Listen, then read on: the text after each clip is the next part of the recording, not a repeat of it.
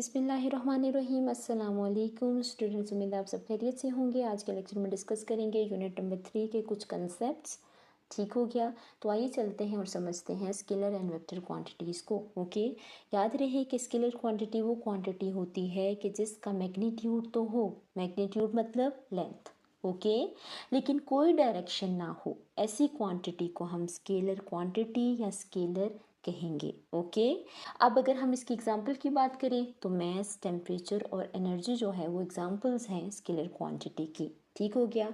इसके अलावा अगर आप याद रखना चाहें, ऐसा कोई नंबर है जो कि यूनिट के साथ है तो भी वो स्केलर कहलाएगा, जैसे कि 10 सेकेंड और 3 km। याद रहेगी ये बात? ठीक हो गया।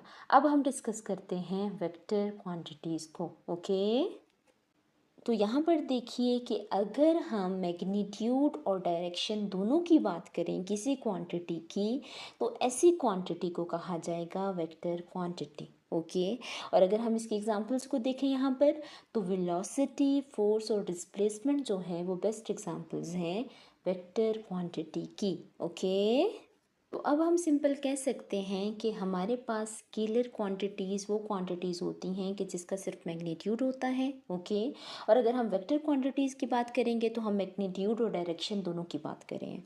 समझ रहे हैं बात को? ओके, अब हम डिस्कस करेंगे कि हम किस तरह से वेक्टर को ग्राफिकली रिप्रेजेंट करेंगे। ठीक हो गया, तो आप याद रखें कि वेक्टर हमेशा रिप्रेजेंट होता है एरो से।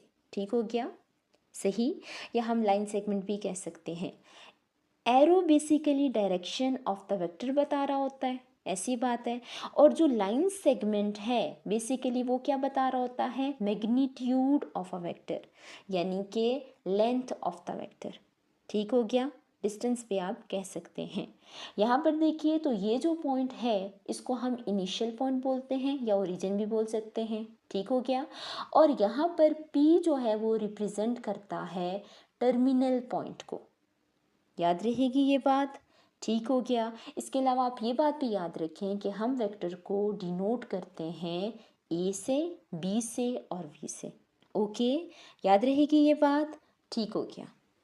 ओके, अब हम डिस्कस करेंगे फंडामेंटल्स ऑफ वेक्टर, जिसमें सबसे पहले हम बात करेंगे मैग्नीट्यूड ऑफ अ वेक्टर की। ठीक हो गया। याद रहे कि जब भी हम मैग्नीट्यूड की बात करते हैं हम basically length of the line segment या लेंथ ऑफ द वेक्टर की बात कर रहे हैं। याद रहेगी ये बात? ठीक हो गया। अब यहाँ पर देखिए ओ ए वेक्टर है बेसिकली। ठीक हो गया, जिसको आप किस तरह से रिप्रेजेंट करते हैं वेक्टर को? इस तरह से। ठीक हो गया, और यहाँ पर हमने उसको नाम दे दिया है ए का। बेसिकली ये वाला ए आपको length of the line segment बता रहा है, रिप्रेजेंट कर रहा है। ठीक हो गया। अब अगर हम बात करें मैग्नीट्यूड की, तो मैग्नीट्यूड को हम किस तरह से डिनोट करेंगे? ओ ए को हम मॉड्यूलस या मैग्नीट्यूड भी कह सकते हैं, इस तरह से। ठीक हो गया, या हम इसको ए मॉड में लिख दें तो हम मैग्नीट्यूड की बात कर रहे हैं। याद रहेगी ये बात? ठीक हो गया। अब मैग्नीट्यूड के हवाले से कुछ बातें आपको याद रखनी है, जो कि क्या है? Magnitude should be scalar quantity. Okay, जब हम फॉर्मूले में पुट करेंगे तो डेफिनेटली बात है हमारे पास नंबर होने चाहिए। ठीक हो गया, जब हम फॉर्मूला डिस्कस करेंगे तो आप बेहतरीन तरीके से समझ पाएंगे। ओके, और यहाँ पर ये भी याद रखेंगे कि magnitude of the vector is greater than and equals to 0। ठीक हो गया, यानी कि जब हम यहाँ पर मैग्नीट्यूड लेंगे ए का तो उसका जो आंसर आएगा वो हमेशा ग्रेटर देन होगा और इक्वल होगा 0 के, जिसका मतलब ये हुआ कि नेगेटिव वैल्यू कभी नहीं आ सकती मैग्नीट्यूड की। याद रहेगी ये बात? ओके, अब अगर हम बात करें इक्वल वेक्टर की, तो याद रहे कि दो वेक्टर उस वक्त इक्वल वेक्टर होते हैं जब उनकी सेम मैग्नीट्यूड और सेम डायरेक्शन हो। जब सेम मैग्नीट्यूड की बात करेंगे हम, तो हम बेसिकली लेंथ और डिस्टेंस की बात करें। देख रहे हैं दोनों का सेम डिस्टेंस है तकरीबन, ऐसी बात है। और अगर हम यहाँ पर बात करें डायरेक्शन की, तो बेसिकली एरोज हमें बता रहे हैं वेक्टर की डायरेक्शन। ठीक हो गया, और अगर दोनों की सेम डायरेक्शन होगी तो हम बोलेंगे कि ये हमारे पास इक्वल वेक्टर हैं, और इसको हम कुछ इस तरह से मेंशन करेंगे। ठीक हो गया। ओके, इसी तरह से अगर हम नेगेटिव ऑफ अ वेक्टर की बात करें, तो यहाँ पर देखिए आपके पास एक वेक्टर है, सपोज कीजिए ओ ए, जिसको हमने ए का नाम दे दिया। ठीक हो गया। अब यहाँ पर अगर आप साथ में वेक्टर को देखें तो इसकी डायरेक्शन ऑपोजिट है। ऐसी बात है, लेकिन दोनों का मैग्नीट्यूड सेम है। तो हम कह सकते हैं कि नेगेटिव वेक्टर वो वेक्टर होता है जिसमें सेम मैग्नीट्यूड हो लेकिन डायरेक्शन ऑपोजिट हो।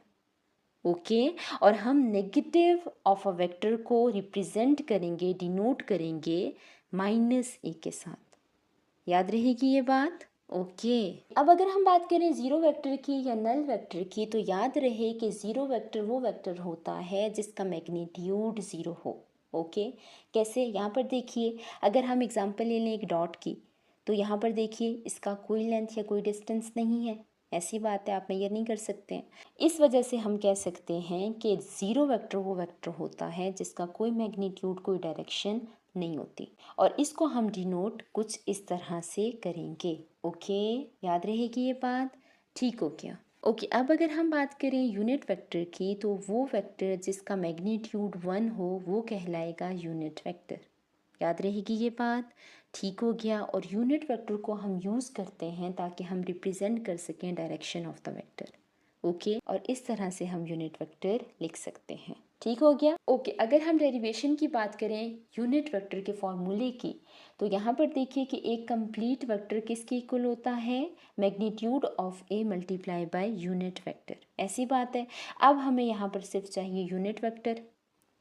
ठीक, तो हम यूनिट वेक्टर को यहाँ पर छोड़ेंगे और यहाँ पर आ जाएगा A vector divided by A mod या मैग्नीट्यूड ऑफ ए। ठीक हो गया। तो ये फॉर्मूला है हमारे पास यूनिट वेक्टर का। याद रहेगी ये बात? ठीक हो गया। ओके यहाँ पर हम लास्ट कंसेप्ट डिस्कस करेंगे आज के लेक्चर में, जो कि है पैरेलल वेक्टर। तो यहाँ पर देखिए दो वेक्टर हैं। ठीक हो गया।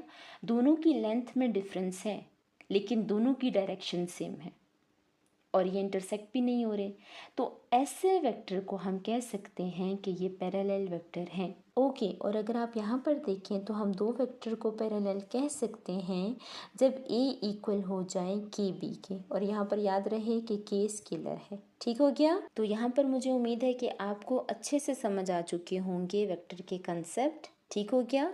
नेक्स्ट लेक्चर में हम डिस्कस करेंगे पोजीशन वेक्टर। ओके।